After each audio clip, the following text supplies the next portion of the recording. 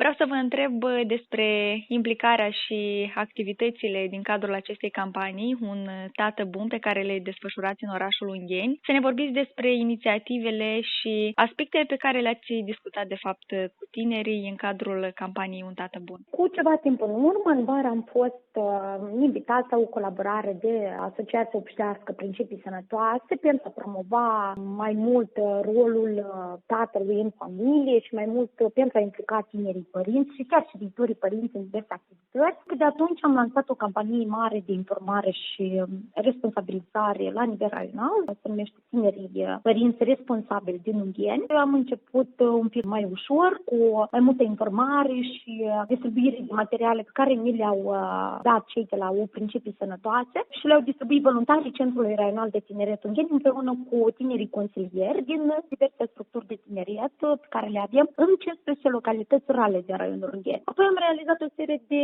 ateliere interactive și chiar concursuri cu premii personalizate. Iar de curând chiar am fost în Comuna Ciuropcani, acolo chiar am lansat Clubul Mămicilor Ungheni și acest club s-a lansat din ideea că mămicile tinere se confruntă cu o serie de provocări, mai ales în pandemie și situația de alertă din țară cumva necesită un pic de a ne uni eforturi și a oferi suport și sfaturi anume pentru acești tineri și a categoria asta de tineri părinți care sunt un pic mai vulnerabili și nu beneficiază de diverse servicii prietenoase, sigure, sociale. Și tinerii părinți au nevoie de foarte multă comunicare și au nevoie de foarte multă socializare. Această campanie presupune sensibilizarea bărbaților și conștientizarea faptului că trebuie să se implice și să susțină, de fapt, femeia, soția, cea care a devenit mamă. Dacă s-a discutat și acest aspect despre rolul unui bărbat, unui soț, unui tată, uite, în asemenea situații, cum îmi povestiți și despre acest club al femeilor. Noi, de fapt, așa și am început, am făcut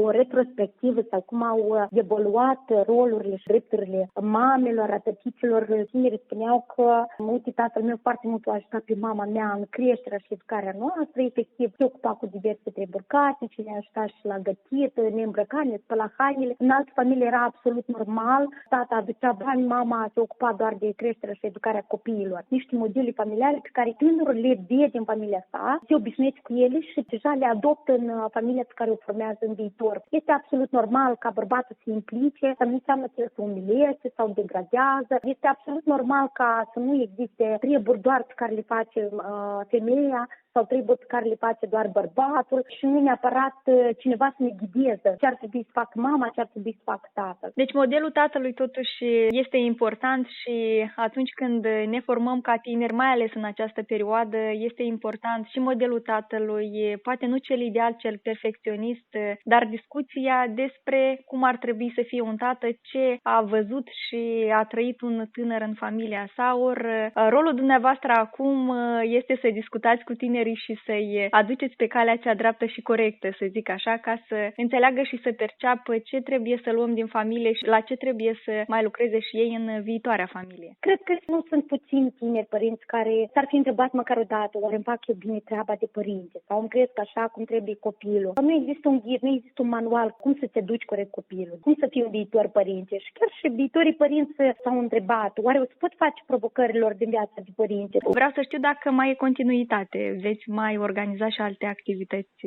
Sigur, apropo, la final, acum noi în decembrie am planificat să mai desfășurăm activități împreună cu un alt grup nou lansat în raionul Ungheni, chiar se numește Tinerii Părinți Ungheni, un grup de inițiativă locală și printr-un program raional de granturi au lansat și un club aici în municipiul Ungheni. Se desfășoară diverse activități implicând părinții care își aduc copiii la mai multe grădinițe din municipiul Ungheni. Vom încerca să desfășurăm activități puse pentru tinerii părinți, viitorii